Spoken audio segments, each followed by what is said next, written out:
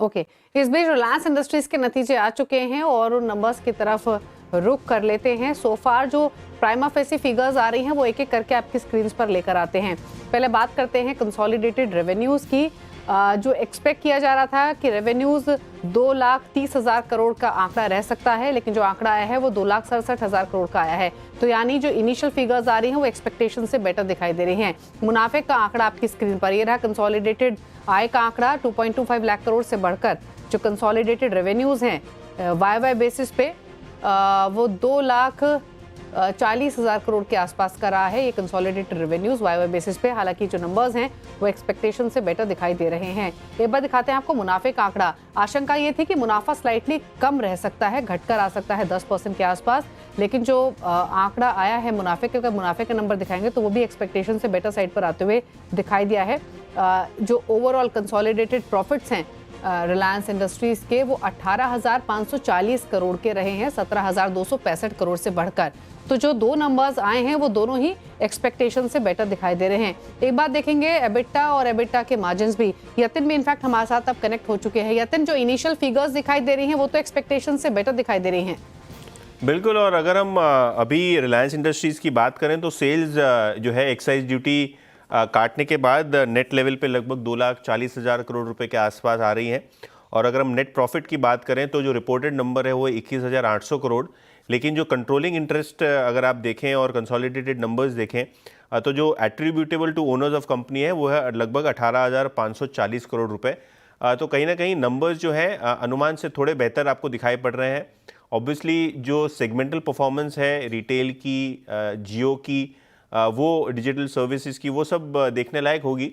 लेकिन जो अनुमान था जियो के आरपू का वो लगभग था 200 रुपये से लेकर 205 रुपये तक का। और जहाँ तक कि रिटेल एबिटा का सवाल है, यहाँ आपको लगभग 5 से 10% के बीच का जो है ग्रोथ दिखने वाला था एबिटा साइड पे। तो जो ओवरऑल एबिटा है वो आया है 40,650 करोड़ रुपए के आसपास का एबिटा। जो आपकी स्क्रीन पे आ रहा है वो पिछले क्वार्टर का था, पिछले साल के सेम क्वार्टर का। वो बढ़ के लगभग 43,789 करोड़ के आसपास आया है। और अगर आप देखें अनुमान जो था लगभग 42,000 करोड़ रुपए के आसपास के एबिटा का था। तो कहीं ना कहीं एबिटा पे एक बड़ा बीट आपको दिखाई दे रहा है। और एबिटा मार्जिन्स जो है वो अब 18.1% से बढ़ के 18.3% के आसपास आते हुए नजर पड़े हैं। तो एबिटा के फ्रंट पे मार्जिन्स भी अगर आप देखें तो एक healthy year on year improvement आपको दिखाई पड़ रहा है। अनुमान इतना ही था 18.3% के आसपास, लेकिन एब्सोल्यूट एबिटा जो है वो अनुमान से थोड़ा बेहतर आता हुआ नजर पड़ा। दीपाली। बिल्कुल, और अमरीश बलिगा, पार्थिव शाह और शरद अवस्थी हमारे साथ बने हुए, मैं और यतिन तो हैं ही, लेकिन अमरीश पहले आपसे इनिशियल रिएक्शन लेना चाहेंगे। जो सोफा नंबर्स आए हैं, नंबर्स तो एक्सपेक्टेशन से बेटर दिखाई दे रहे हैं, पर चाहे वो रेवेन्यू के नंबर्स हो, प्रॉफिटेबिलिटी के नंबर्स हो या फिर एबिटा फ्रंट पर ही ग्रोथ के ना हो, कैसे रीड करते हैं आप इनिशियल फिगर्स को? एब्सोल्युटली, जो नंबर्स आए हैं काफी अच्छे आए हैं, क्योंकि जो एक्सपेक्टेड था एबिटा इंक्रीज एक्सपेक्टेड था 5% का। I think clearly the increase is like much more than that, closer to about 8-9% का इंक्रीज है। So I think it's extremely good, it's a good beat. अभी देखना पड़ेगा कि जो सेगमेंटल रेवेन्यूज है वो कैसे रहते हैं, क्योंकि यहाँ पे क्लियरली एक्सपेक्टेड है कि telecom will be the bright spot इस अर्निंग्स में। और retail possibly growth will be limited to about 5 to 6%। Energy overall flat ही रहेगा। पर देखना पड़ेगा कि ये जो बीट आया है ये कहाँ से आया है, टेलीकॉम से आया है कि एनर्जी से आया है कि रिटेल से आया है। इनफैक्ट सेगमेंटल परफॉर्मेंस पे यतिन आना शुरू हुई है। O2C बिजनेस को अगर हम देखें, यानी ऑयल टू केमिकल बिजनेस, तो रेवेन्यूज जो हैं वो 1.49 लाख करोड़ रहे हैं वर्सेस 1.41 लाख करोड़। यहाँ पर जो एबिटा रहा है वो 14,402 करोड़ के आसपास रहा है। वही O2C बिजनेस के एबिटा मार्जिन देखें तो ये 9.6% पर रहे हैं वर्सेस 10%। तो अगर हम O2C बिजनेस की सबसे पहले बात करें जो कि मेजर रेवेन्यू जनरेटर है, ये नंबर्स प्रोजेक्शंस के हिसाब से कैसे दिख रहे हैं? देखिए, जो सेगमेंटल रिजल्ट्स अगर आप देखें तो कहीं ना कहीं यहाँ परफॉर्मेंस थोड़ी बेटर देन एक्सपेक्टेड ही है। और अगर हम कंसोलिडेटेड लेवल पे अगर सारा डिटेल देखें तो काफ़ी बेटर आपको नंबर्स दिखाई पड़ रहे हैं। इनफैक्ट अगर हम सेगमेंटल एबिटा देखें जो कंपनी को जो रिलीज़ में आपको आता हुआ नज़र पड़ा है, वहाँ सेगमेंटल O2C एबिटा जो क्वार्टर का है वो लगभग है 14,400 करोड़ का, जो पिछले क्वार्टर में लगभग 12,400 करोड़ रुपए का था। तो जो सीक्वेंशियल जीआरएम में इम्प्रूवमेंट एक्सपेक्टेड था और जो सीक्वेंशियल आपको इम्प्रूवमेंट देखने को मिलने वाला था लगभग 10% का, उससे बेटर यहाँ O2C बिजनेस का एबिटा आपको आता हुआ नज़र पड़ा है। ऑयल एंड गैस बिजनेस में भी अगर आप देखें तो पिछले साल के मुकाबले प्रदर्शन स्टेबल रहा है। 5,500 करोड़ रुपए के आसपास ऑयल एंड गैस सेगमेंट का आपको एबिटा नज़र पड़ा है और रिटेल का एबिटा लगभग आया है 6,840 करोड़ रुपए के आसपास, जो मुझे लगता है एक्सपेक्टेशन से थोड़ा बेटर है।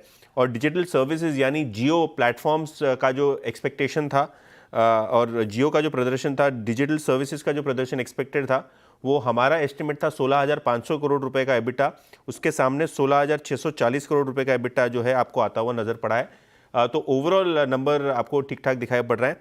पार्थिव, आपके पास आना चाहूँगा क्योंकि जो रिटेल का एबिटा है, फेस्टिव सीजन था, उसके वजह से थोड़ा एक बेटर परफॉर्मेंस एक्सपेक्टेड था, लेकिन अगर आप ईयर ऑन ईयर बेसिस पे देखें, सिक्वेंशियल नंबर्स देखें, तो एक अच्छा ग्रोथ रिटेल को देखने को मिला है।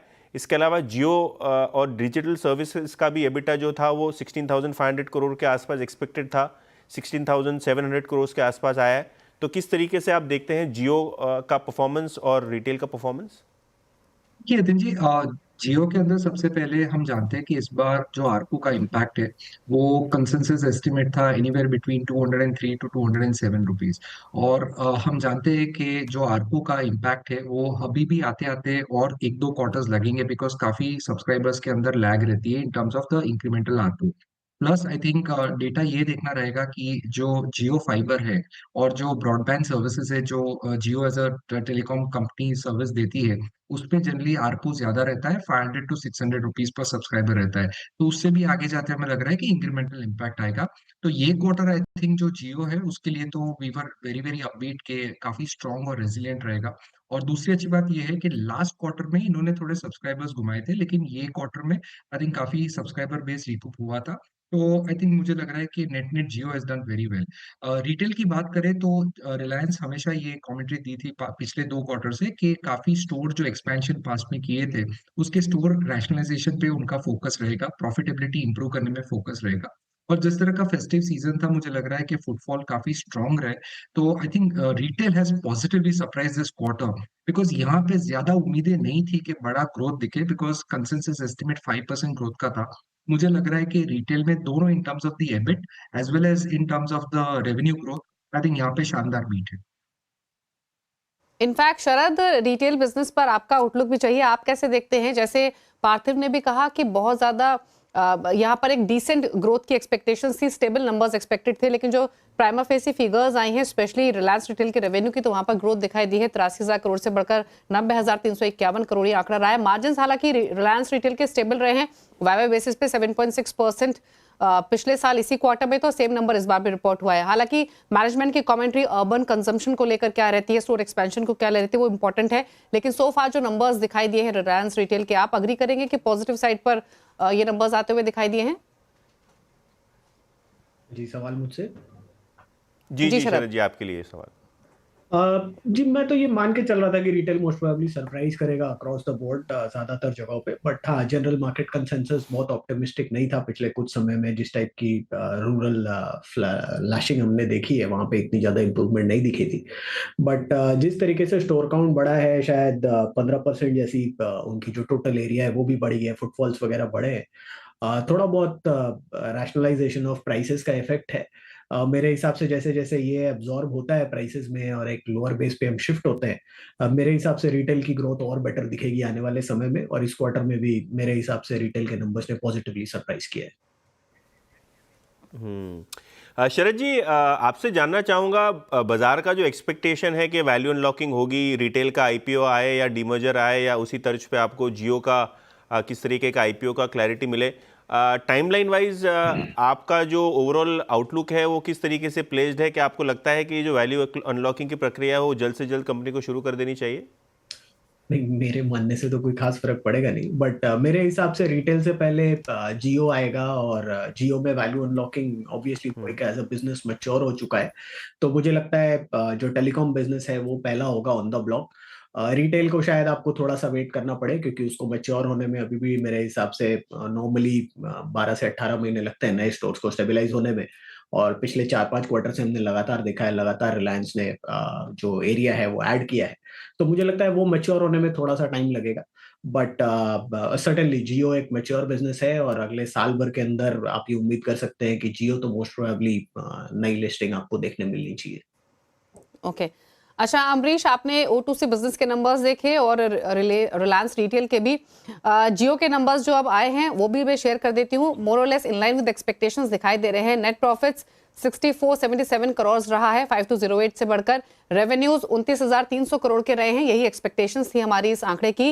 हालांकि एबिटा जो हम एक्सपेक्ट कर रहे थे वो 16,000 करोड़ के आसपास का था, 15,478 करोड़ कंपनी ने रिपोर्ट किया है। मार्जिन 52.8% रहे हैं, स्लाइट इंक्रीज देखने को मिला है वर्सेस 52.3। और सबसे इंपॉर्टेंट है एवरेज रेवेन्यू पर यूजर जो कि 203.30 रहा है वर्सेस 181.70। पिछले क्वार्टर में 195 के आसपास था। हालांकि तमाम ब्रोकरेज हाउसेस ने भी कहा है, एनालिस्ट कम्युनिटी ने भी कहा है कि जो टैरिफ हाइक्स किए हैं उसको फुली इंटीग्रेट होने में अभी 2 से 3 क्वार्टर लगेंगे। लेकिन रिलायंस जियो के प्राइम के नंबर्स आपको कैसे दिख रहे हैं और सभी सेगमेंट्स को ओवरऑल रेट करें तो कैसी परफॉर्मेंस आप देखते हैं? देखिए, टेलीकॉम का जो परफॉर्मेंस है more less in line with expectations, slightly below मैं बोल सकता हूँ, क्योंकि इट वाज एक्सपेक्टेड कि इस अर्निंग्स में टेलीकॉम विल ड्राइव इट। पर अभी देख रहे हैं कि बाकी जो सेगमेंट्स है वेयर द एक्सपेक्टेशंस वेर लो, वहां पे हम लोगों ने देखा है परफॉर्मेंस, क्योंकि O2C का जो परफॉर्मेंस है it's much better than expected. Retail का performance is much better than expected. और टेलीकॉम का जो आरपूस है, I mean my expectation was 203, उसके आसपास ही आया है। And clearly I think next quarter का जो एक्सपेक्टेशन रहेगा, I think that will be closer to about 212 213।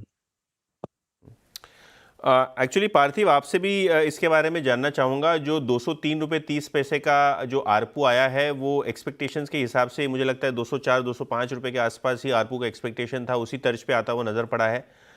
हालांकि आप कह रहे थे कि जो ब्रॉडबैंड बिजनेस है यहाँ आरपू थोड़ा बेटर होता है और आगे जाके वहाँ थोड़ा बहुत इंप्रूवमेंट देखने को मिल सकता है। ये जो जियो का आरपू है 203 रुपये के आसपास का, किस तरीके से आप देखेंगे नंबर्स को जियो प्लेटफॉर्म्स या डिजिटल सर्विसेज जो सेगमेंट है इसके हिसाब से? यतन अगर अपन देखें तो आई थिंक जो टोटल नए customers specially in Jio fibre इन्होंने जो ऐड किए, that is total subscriber base of 4.5 million. ये बहुत इंपॉर्टेंट फैक्टर है बिकॉज जितनी जल्दी पैमाने पे अगर ये बढ़ता है तो हम देखेंगे इंक्रीमेंटल आरपू पे इम्पैक्ट अच्छा रहेगा।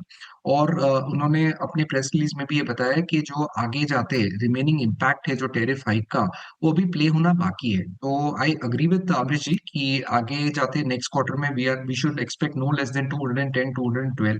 और जिस तरह का आई थिंक भारतीय एयरटेल का भी अभी तक की कमेंट्री रही है, और the reason why Bharti Airtel always lead करता है in terms of ARPU because उनके पास ब्रॉडबैंड सब्सक्राइबर बेस काफी स्ट्रॉन्ग है। Reliance was a late mover in that is the reason. तो मुझे लग रहा है कि आने वाले 1-2 साल में आई वोंट बी सरप्राइज कि इंडिया के अंदर जो ओवरऑल कंसोलिडेटेड आरपू है रिलायंस जियो और for that matter Bharti should touch anywhere between 225 to 250। तो उस लिहाज से आई थिंक ये बिजनेस का आउटलुक बहुत ही ब्राइट है बिकॉज टेली डेंसिटी काफी स्ट्रॉन्ग है सबके लिए। अभी ज्यादा सब्सक्राइबर बेस ऐड नहीं होंगे तो जो इंक्रीमेंटल वैल्यू ऐड होगी in the telecom business will happen with the incremental ARPU, जिसके लिए आई थिंक इंडिया में बहुत जगह है because India still at $2.2 in terms of ARPU. और अगर हम एवरेज कंपेयर करें चाइना से या कहीं और कंट्री से, अगर यूएस को मैं बाहर करता हूँ because US is an exceptional country, तो एटलीस्ट आरपू दूसरी जगह पे $10 से $12 है। तो उस लिहाज से आई थिंक बहुत अच्छा ग्रोथ आगे जाते आरपू में हो सकता है। तो that is what will drive value in the Jio business. अच्छा शरद, एक चीज और अगर हम जी यतिन प्लीज। दीपाली, मेरे पास थोड़े डिटेल्स आए हैं रिटेल बिजनेस के भी। लगभग 150 स्टोर्स सिक्वेंशियली ऐड हुए हैं। Year on year obviously the number जो है वो बड़ा दिखेगा, लेकिन सिक्वेंशियली भी अगर आप देखें तो 150 स्टोर रिटेल साइड पे आपको खुलते नजर पड़े हैं। 9% का सेल्स ग्रोथ आया है। एक्सपेक्टेशन था 8 से 10% के आसपास का ग्रोथ आएगा, तो क्लियरली ये फेस्टिव सीजन बूस्ट की वजह से आपको ओवरऑल नंबर जो है 9% ग्रो होता हुआ दिखाई दिया है। जो पिछले क्वार्टर में आपको थोड़ा बहुत एक वीकिश नोट पे दिखा था रिलायंस रिटेल का रेवेन्यू, वो ये क्वार्टर में अच्छी तरीके से पिकअप होता हुआ दिखाई पड़ रहा है। और कुल मिला के 18% जो परचेजेस हैं कस्टमर्स के वो डिजिटल मीडियम के थ्रू हो रहे हैं, ऐप्स पे हो रहा है, ई कॉमर्स सेगमेंट के थ्रू हो रहा है, जो एक काफ़ी बड़ा इंप्रूवमेंट है। अमरीश जी, आपसे पूछना चाहूँगा, ये जो 150 स्टोर्स का एडिशन है सिक्वेंशियल बेसिस पे 9% का रेवेन्यू ग्रोथ है रिटेल के लिए, और जो डिजिटल मीडियम के थ्रू जो क्विक कॉमर्स से कंपटीशन मिल रहा है उसके सामने कंपनी ने एक बड़ा प्रोग्रेस किया है डिजिटल साइड पे भी, तो किस तरीके से आप रिलायंस रिटेल का नंबर देखेंगे? तो देखिए, रिलायंस रिटेल का नंबर्स तो काफी अच्छे हैं, बेटर देन एक्सपेक्टेड। तो I think mostly it is due to this 150 retail stores जो ऐड हुए हैं। I think this is much more than जो एक्सपेक्टेड था, तो because of which I think the overall revenue को बूस्ट मिला है रिटेल का। I think the next major figure to be looked at is same stores ka growth. I think that's the figure to be looked at. Okay तो definitely आगे की performance तो और आगे की कमेंट्री तो इम्पोर्टेंट रहेगी ही, लेकिन एक O2C रिफाइनिंग मार्जिन्स पर एक सवाल इनफैक्ट शरद मैं आपसे पूछना चाहती हूँ। हालांकि मैनेजमेंट की कमेंट्री क्या आती है, जो हायर जीआरएम्स की सस्टेनेबिलिटी को लेकर वो इंपॉर्टेंट रहेगी और पोटेंशियल रिकवरी पेट्रोकेमिकल सेगमेंट में ब्रांड कंपनी के एक्सपेक्ट करे वो इंपॉर्टेंट रहेगी, लेकिन कंसीडरिंग कि जिस क्वार्टर के नंबर्स हम रीड कर रहे हैं उस क्वार्टर में एक रेंज में ही कच्चा तेल रहा है, लेकिन अब जो अपटिक्स देखने को मिल रहे हैं उसके बाद आगे के जीआरएम आउटलुक आप कैसे देखते हैं? मेरा ये मानना है कि जिस तरीके की टेंशन रशिया को लेके चल रही है, काफी बड़ी रिफाइनरी कैपेसिटीज वहां हैं, तो मोस्ट प्रोबेबली जीआरएम से रिलेटेड आप स्टेबिलिटी की उम्मीद कर सकते हैं। बहुत बड़ा कोई कोलैप्स आप उसमें एक्सपेक्ट मत कीजिए, और टोटल थ्रूपुट के हिसाब से भी शायद जो एक्सपेक्टेड था लगभग उन्हीं नंबर्स के आसपास है इस क्वार्टर भी। तो मुझे लगता है वर्स्ट शायद रिफाइनिंग मार्जिन्स का हमारे पीछे है। ग्रेजुअली अभी भी 3-4 क्वार्टर पहले हम जितनी रिफाइनिंग मार्जिन्स पे ऑपरेट कर रहे थे वो नंबर्स अभी भी नहीं आ रहे, बट मेरा ये मानना है कि ये नंबर्स लगभग स्टेबल रहने चाहिए। बहुत ज्यादा डाउन ट्रेंड आपको रिफाइनिंग मार्जिन्स में यहाँ से ज्यादा नहीं देखने मिलना चाहिए, रादर थोड़ा बहुत मार्जिनल अपटिक मिलना चाहिए, क्योंकि जब तक रशिया यूक्रेन की टेंशन्स चल रही हैं एक बहुत बड़ा हिस्सा शायद रिफाइनिंग का जो रशिया में ऑपरेट करता है वो मार्केट से बाहर है, तो उसका फायदा रिफाइनिंग मार्जिन्स में आपको मिलना चाहिए। क्लियरली शरद जी आपने सही कहा, क्योंकि जो मैं अभी प्रेस रिलीज पढ़ रहा हूँ उसमें chairman managing director Mukesh Ambani ji का जो कोट है वो यही कह रहा है कि जो O2C बिजनेस है वो कहीं ना कहीं रेजिलियंस बता रहा है। 25 साल हो गए हैं जामनगर रिफाइनरी को और रिकॉर्ड प्रॉफिट्स आपको इस रिफाइनरी के ऑपरेशन से आते हुए नज़र पड़ रहे हैं। इनफैक्ट जो कोट है वो ये क्लियरली मेंशन कर रहा है कि सिक्वेंशियली आपको रिफाइनिंग बिजनेस के मार्जिन जो है वो इम्प्रूव होते हुए नज़र पड़े हैं। इनफैक्ट इन्होंने ये कहा है कि जो O2C बिजनेस ने एक रेजिलियंस और ग्रोथ की बात की है, जबकि ग्लोबल एनर्जी मार्केट्स में काफ़ी वॉलेटिलिटी थी। रिफाइनिंग मार्जिन्स जो है वो रिकवर हो रहे हैं, सिक्वेंशियल बेसिस पे तो रिकवर हो ही गए हैं। और अगर हम बात करें जो अपस्ट्रीम सेगमेंट है एक पिवटल रोल प्ले करेगा आगे जाके ग्रोथ में भी। इसके अलावा जो रिटेल सेगमेंट है उसके बारे में भी इन्होंने कहा है कि जो कहीं ना कहीं जो राइट प्रोडक्ट मिक्स है, राइट टाइमिंग और राइट चैनल है उसको इस्टेब्लिश करने की कोशिश की गई रिटेल सेगमेंट में, और कहीं ना कहीं जो कस्टमर का एक्सपीरियंस है प्रोडक्ट बास्केट को बढ़ा के वहाँ भी कहीं ना कहीं एक इम्प्रूवमेंट आपने देखा है रिटेल कारोबार को होते हुए, जो कमेंट आ रहा है मुकेश अंबानी जी का। और जहाँ तक कि जियो का सवाल है, 5G नेटवर्क्स पे काफ़ी शानदार कंपनी ने एक एक्सपेंशन किया है, केपेक्स किया है, और कहीं ना कहीं जो कटिंग एज टेक्नोलॉजी है दूसरे टेलीकॉम प्लेयर्स के मुकाबले जियो का आपको दिख रहा है कि जो यूज़र अपग्रेडिंग हो रहा है 5G नेटवर्क के थ्रू, कहीं ना कहीं इसका एक बेनिफिट कस्टमर को हो रहा है एक काफ़ी अच्छे प्राइस पॉइंट पे। और कहीं ना कहीं जो जियो की टीम है वो ये एनहांस्ड ऑफरिंग जो है कस्टमर तक लेके जाने में सक्षम है। और जो ब्रॉडबैंड की भी बात हो रही है यहाँ भी आपको एक मार्केट लीडरशिप पोजीशन दिखाई पड़ रही है। तो ओवरऑल शरद जी थोड़ा रिफाइनिंग मार्जिन पे फिर से एक बार आते हैं। O2C सेगमेंट की बात करें तो क्या आपको लगता है कि यहाँ से जो ग्लोबल चीज़ें इम्प्रूव हो रही हैं, जैसे एक सीज़ फायर हुआ है इजराइल और हमास के बीच में, शायद ट्रंप साहब आएंगे तो थोड़ा रशिया यूक्रेन वॉर पे भी एक रिस्पाइट मिलेगा, तो ओवरऑल इस ग्लोबल सिनेरियो में क्या आपको लगता है क्रैक्स और रिफाइनिंग मार्जिन्स बॉटम हो चुके हैं और यहाँ से एक फर्दर इंप्रूवमेंट रिलायंस जैसी कंपनीज को मिलेगा, थोड़ा बहुत बेनिफिट यहाँ आपको होता हुआ दिखाई पड़ेगा, क्योंकि सिंगापुर जीआरएम्स काफ़ी टाइम तक लैकलस्टर दिखाई पड़ रहे हैं? जी बिल्कुल, मुझे लगता है जैसे जैसे ये नॉर्मलाइज होता है, डिमांड सिनेरियो नॉर्मलाइज हो जाता है, और जब रॉ मटेरियल फिनिश प्रोडक्ट्स में बहुत ज्यादा वोलेटिलिटी रहती है तो ऑब्वियसली रिफाइनिंग को भी इम्पैक्ट पड़ता है। और जहाँ तक रिलायंस की सोर्सिंग की बात है, रिलायंस ने रशिया से ऑब्वियसली लॉन्ग टर्म डील्स वगैरह सब साइन कर रखी है तेल की। बाकी भी जो लॉन्ग टर्म कॉन्ट्रैक्ट्स है उनको उसको भी उन्होंने रिन्यू किया है। तो सैंक्शंस का ऑब्वियसली इम्पैक्ट पड़ता है उसमें लॉन्ग टर्म में। बट अगर ये रशिया यूक्रेन टेंशन भी जिस तरीके से हमास हम लोग एक्सपेक्ट कर रहे हैं कि नॉर्मलाइज हो जाएगा, तो अगर रशिया यूक्रेन टेंशन भी नॉर्मलाइज होती है तो मुझे लगता है काफी हद तक जो ग्लोबल ट्रेड है एक मेजर रॉ मटेरियल का, ऑयल एंड गैस का, तो वो काफी हद तक स्टेबलाइज हो जाता है। और वो स्टेबलाइज होने की वजह से मुझे लगता है काफी हद तक आपको जीआरएम्स में भी एक कंसिडरेबल स्टेबलाइजेशन दिखाई देगी। बहुत ज्यादा जो वोलेटिलिटी रही है क्वार्टर ऑन क्वार्टर नंबर्स में, बहुत एबरेशन रही है दोनों साइड पे, ऊपर भी नीचे भी। तो वो मुझे लगता है एक नॉर्मलाइज हो जाएगा, तो किसी भी बिजनेस के लिए जो स्प्रेड्स पे ऑपरेट करता है उसके लिए काफी बढ़िया है, क्योंकि पूरी पेटकेम चेन में भी जो आपकी क्रैक्स है, जो आपकी डिफरेंसेस हैं, उसमें भी काफी फर्क पड़ता है इस टाइप की वोलेटिलिटी का। तो मुझे लगता है ग्लोबली स्टेबल सिनेरियो पूरे पेटकेम और O2C बिजनेस के लिए काफी फायदेमंद रहेगा। जी। अच्छा पार्थिव, आप अभी थोड़ी देर पहले जियो की परफॉर्मेंस पर कमेंट कर रहे थे। एक चीज और आपसे यहाँ पर समझना चाहेंगे, जब 5G नेटवर्क रोल आउट किया था तब 108 मिलियन सब्सक्राइबर्स के साथ रोल आउट किया था, और इस क्वार्टर में जो आंकड़ा है वो 170 मिलियन के आसपास का है। Over the period of time जो ग्रोथ रही है उसे आप कैसे देखते हैं? दूसरी बात जो कमेंट आया है वो ये है कि बेटर मिक्स और साथ ही साथ टैरिफ इम्पैक्ट की वजह से भी जियो की परफॉर्मेंस बेटर दिखाई दी है, और अभी भी जो टैरिफ हाइक का फुल्ली इम्पैक्ट है वो अगले फ्यू मंथ्स में आना बाकी है। कंसीडरिंग कि शायद इस सेक्टर में जो ये टैरिफ हाइक वॉर है वो कंटिन्यू हो सकती है, कैसे देखते हैं आप आगे जाते हुए जियो की परफॉर्मेंस?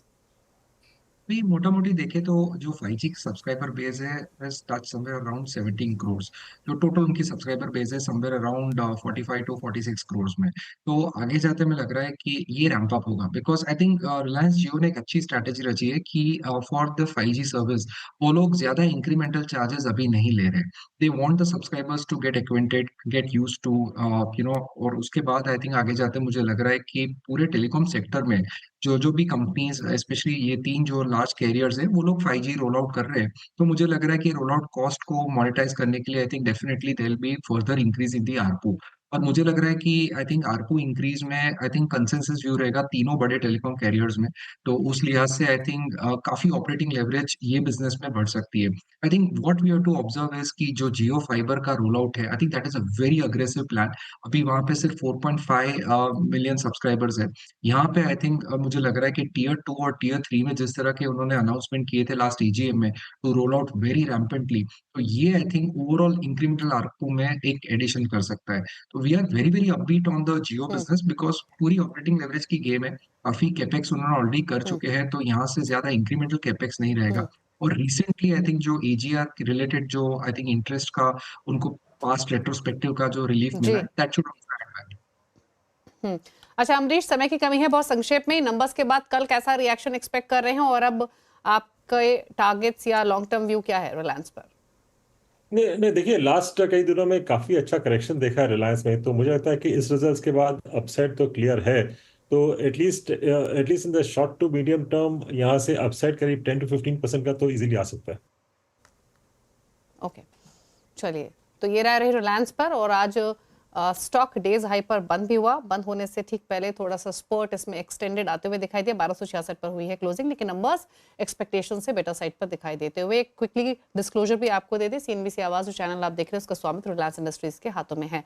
थैंक यू अमरीश और पार्थिव और साथी शरद शो में आने के लिए। Thank you Yatin. इसी के साथ इस शो में तो इतना ही। नमस्कार।